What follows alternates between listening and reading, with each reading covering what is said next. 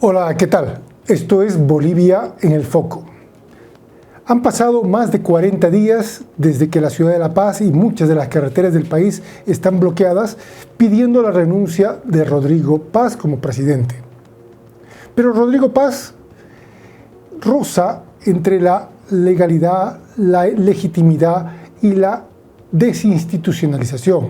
En ese escenario se empieza a desarrollar los días venideros, porque no encuentra el camino de salida a este conflicto que tiene heredado.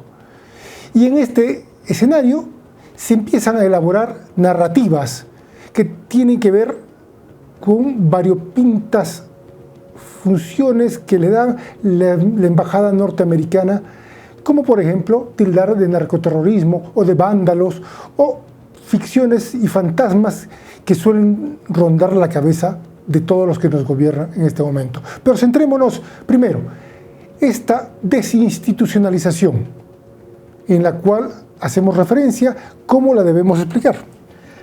Una desinstitucionalización que intentaron acostumbrarnos, ¿no?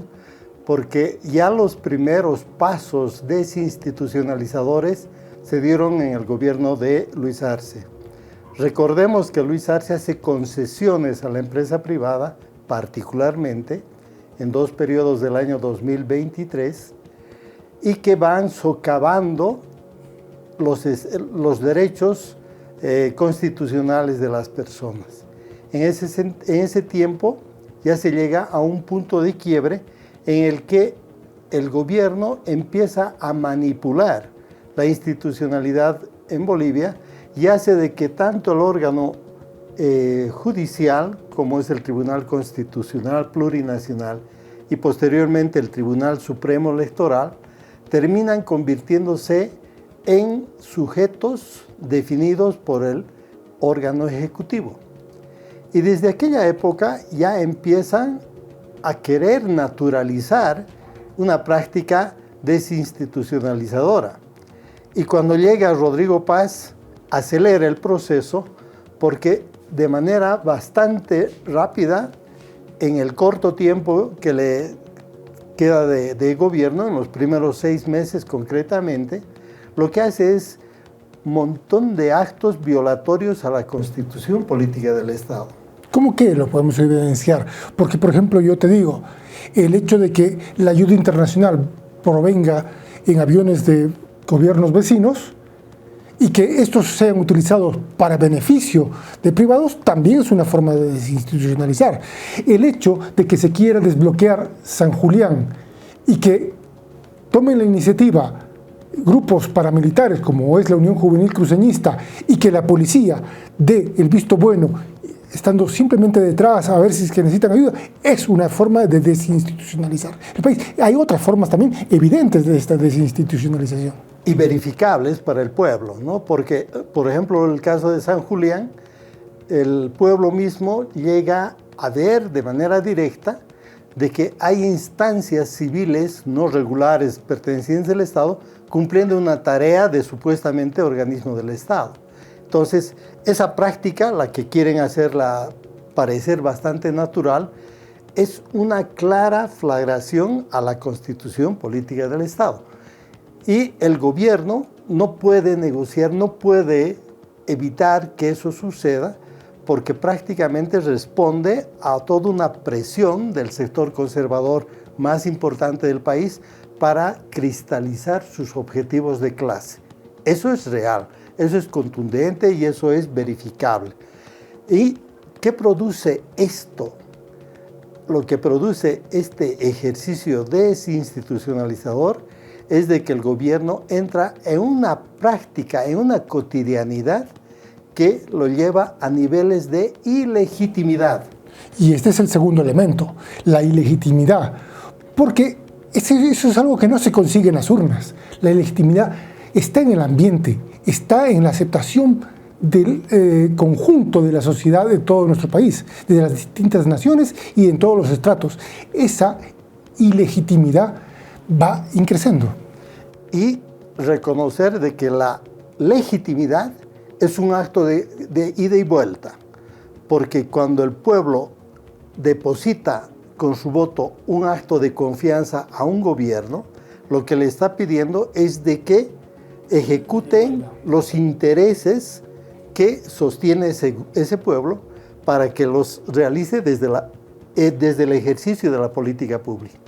Pero cuando ese gobernante lo que hace es defraudar esa confianza, se empieza a convertir en un acto ilegítimo. Entonces, este gobierno, con una total naturalidad, pasa a un ejercicio totalmente ilegítimo en estos 6 meses, a tal extremo de que no pasaron los 6 meses y el pueblo se movilizó. Recordemos que hay más de 40 días de bloqueos, pero la movilización popular empezó en realidad desde el 8 de abril, cuando se dicta la ley 1720, que es de favorecer a los grandes terratenientes en desmedro del pequeño productor, de la producción comunitaria. Entonces, no es solamente un conflicto de 40 días, ya vamos casi 65 días. Entonces, ¿qué nos hace suponer todo ese deterioro acelerado que ha tenido el gobierno en estos 7 meses? 7 meses de gestión. Pero es que esta ilegitimidad se pone de manifiesto en los 40 y tantos días que lleva cercada la ciudad de La Paz. Se pone de manifiesto en el descontento popular, porque son las mayorías las que están en este momento movilizadas y no como nos quieren hacer ver a través de los medios de comunicación predominantes, hegemonizantes, que son las minorías las que están marcando el ritmo de este país. No, justamente son las mayorías que, aunque no hayan salido a bloquear, que aunque no estén en los puntos de bloqueo, están en contra de este gobierno porque perdió justamente esa confianza y perdió esa legitimidad. Y esto, como muy bien lo explicas, es retribución. El voto de confianza tiene que ser retribuido con políticas que vayan a satisfacer las necesidades y los requerimientos de las mayorías, no de las minorías. Y eso también lo que está manifestando es de que se rompe el pacto social en Bolivia. Recordemos que el año 2009... Que no era muy fuerte además aquí en el gobierno de Rodrigo Paz. Recordemos que el hecho de aprobar leyes, decretos y después echar pasos atrás iban debilitando los pactos sociales heredados y los que ha podido crear no eran fuertes, eran con instituciones paralelas en todo el sentido, por lo tanto eran débiles. Totalmente débiles y estaban estaban expuestos al reconocimiento de toda la institucionalidad que había en el país para redimirse, para recuperar supuestamente los derechos conquistados por el pueblo. Y es ahí donde nosotros marcamos de manera muy clara de que la ilegitimidad del gobierno por la recurrencia permanente de violar la constitución política del Estado le lleva a una confrontación con el sector popular. Si no fuera comprensible por qué más de 40 días la gente mantiene los bloqueos. Y estamos en más de 100 puntos de bloqueo en el país. Según la prensa, que suman, que restan, que llegan a 85, 90. Mentira, lo real es de que el país está en crisis y en una crisis total de legitimidad. Eso no lo puede revertir el gobierno, porque hay una cosa que es puntual. ¿Dónde está el poder del pueblo en este momento?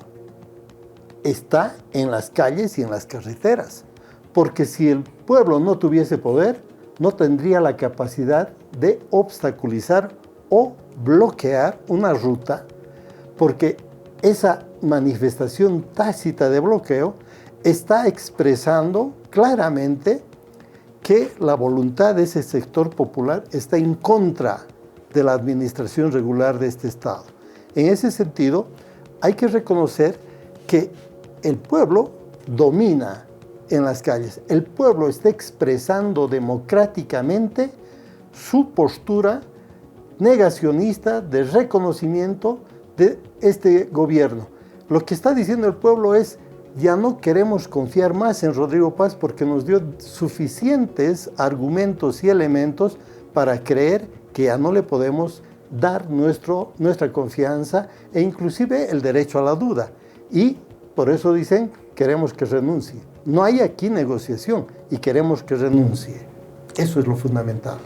Entonces, ante esta falta de institucionalidad y ante la falta de legitimidad, nos lleva al tercer punto, la ilegalidad, que está rozando la ilegalidad.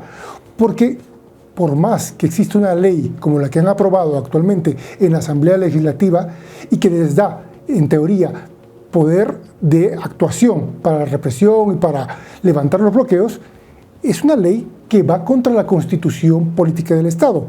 Y aunque tengan el amparo y el visto bueno del órgano judicial a través de un tribunal constitucional amañado, igual esto a futuro les va a traer consecuencias y no son pocas. Exactamente, porque el intentar poner en ejercicio la ley que recién han aprobado, que es la 1740, y la quieren operativizar, tiene un decreto, el número 26, que es el más polémico, porque supuestamente les otorga impunidad a las Fuerzas Armadas y a la policía. Además, en otra parte de la ley, establecen que ante el silencio de las Fuerzas Armadas, automáticamente se amplía el tiempo de excepción en el país. Un conjunto de normas, sugerencias, tecnicismos jurídicos que le hacen caer en error al gobierno de aplicar esta ley. Si es que aplica, el gobierno es pasible en el futuro inmediato de un juicio de responsabilidades, porque pese a firmar una ley que viola la Constitución política del Estado, no le exonera de la responsabilidad jurídico-penal que establece nuestra Constitución en cuanto al ejercicio del mandato de la Administración Central del Estado.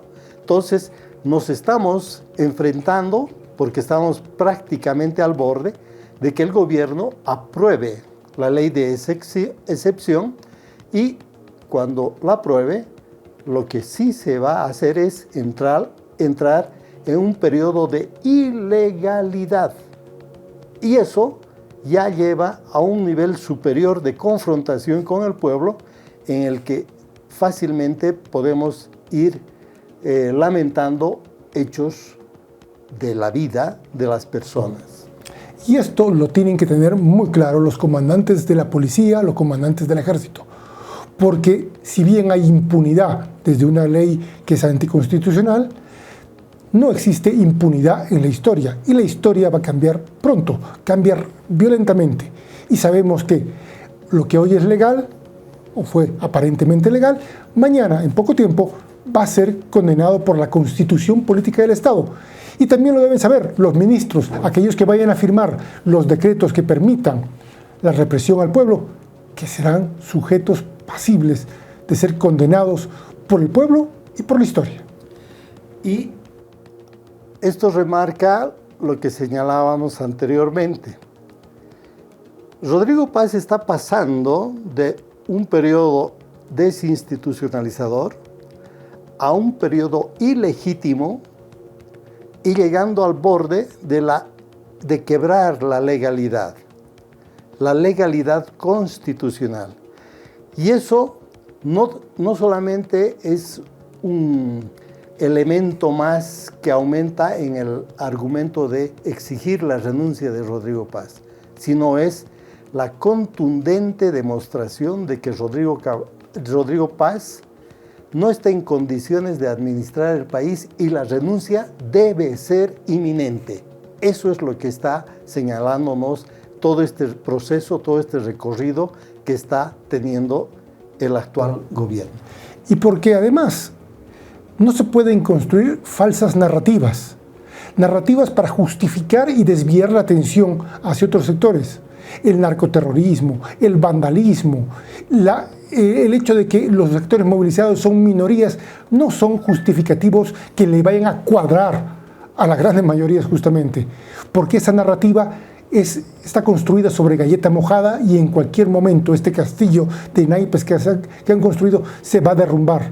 Lo concreto es que los días pasan y los días cada vez son más pesados para Rodrigo Paz. Su renuncia por el bienestar del país, por la solución a todo el pesar que están llevando las familias bolivianas en este momento, en ciudades, en pueblos y en carreteras, es renunciar lo antes posible a esta ambición que es gobernar y para la cual no tiene la talla. En conclusión, la renuncia de Rodrigo Paz se exige por la mentira, por la consecuente y permanente acción de mentir al pueblo. ¿Qué es desinstitucionalizar? Y que es la desinstitucionalización, y por la intencionalidad de querer quebrantar el orden democrático de Bolivia. ¿Qué es desinstitucionalización? Porque la están queriendo provocar desde ahí, y de manera incondicional y a cualquier precio están intentando poner sobre la mesa como lo más importante los intereses de los ricos en este país, de los menos, y en desmedro de los más. Y para simplemente cerrar la idea, decir, en Bolivia no se puede gobernar sin el pueblo. Eso tiene que quedar totalmente claro. Pero hasta ahora, lo fundamental y el gran mensaje es: Rodrigo Paz debe renunciar. Y es que el pueblo boliviano ha puesto a Bolivia en el foco del mundo. Bolivia está en el foco del mundo, y lo que ha sucedido hace poco en el Perú es un claro ejemplo. No está definido quién va a ganar en Perú, pero lo concreto es que el pueblo peruano se ha mirado en el espejo de Bolivia y se ha dado cuenta que con determinación, con convicción, se puede llegar a equilibrar las fuerzas poderosas que tienen la empresa privada, las embajadas norteamericanas y los gobiernos de derecha. Ese proceso electoral en el Perú, que puede terminar con un gobierno popular, es un reflejo idéntico a lo que ha sucedido en Bolivia.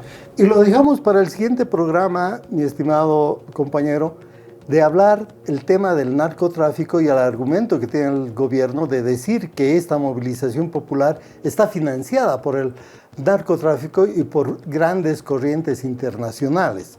Veamos. Esas son las falsas narrativas a las que hacemos alusión, porque esas narrativas no cuadran. Podrán colmar las expectativas de unos cuantos analistas, pero no cuadran en el lenguaje común, porque el pueblo boliviano es consciente y es inteligente. Porque lo que ha caído de droga en los puertos chilenos, que son prácticamente 100 toneladas, en un envío de más de 1.000 toneladas de madera, dejan en entredicho el gran mensaje que está manejando el gobierno. ¿Quién está financiando a quién? ¿El narcotráfico está financiando a las movilizaciones populares o el narcotráfico está saliendo desde los sectores empresariales en Bolivia? Y es que el narcotráfico también volvió a las viejas élites. Ellas que habían perdido el control en algún momento, como lo tenían en la década del 80, han vuelto a recuperar el control del narcotráfico. Y los miembros del gabinete que con tanta gallardía hablaban y se llenaban la boca de querer incriminar, criminalizar al pueblo y además comprometer con prácticas del narcotráfico, les está resultando muy difícil de poder quitar ese intento, porque los datos, la historia nos demuestran de que hay una concurrencia, inclusive familiar, en este hecho de narcotráfico del señor Rodrigo Paz, del señor Jaime Paz y de la época de Víctor Paz también y de Banzer. Bueno, aquí hay una consecuencia, inclusive de tradición familiar. Revisaremos esa información un poco más adelante, con seguridad. Y lo concreto, para ir terminando con este espacio, es que Rodrigo Paz se debate entre esta institucionalidad falsa, entre esta falta de legitimidad y rozando la legalidad.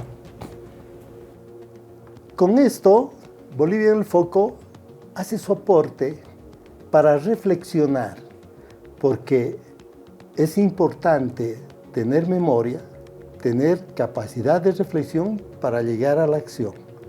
Bolivia en el Foco, la gran propuesta de los medios alternativos en Bolivia. Y nos despedimos con nuestro saludo solidario para los pueblos de todo el mundo que están sufriendo la opresión del imperialismo. Con Palestina, desde el río hasta el mar. Con Irán, Yemen y el Líbano. Y en nuestro continente, claro que sí, con Venezuela y con Cuba, con el comandante Raúl Castro Ruz.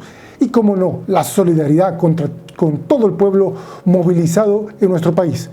En La Paz, Oruro, en Cochabamba, Tarija, Chuquisaca, Santa Cruz, el Beni, Pando y también en Potosí. Con todos ellos nuestra solidaridad, porque ese pueblo es Bolivia en el Foco. Hasta la victoria siempre.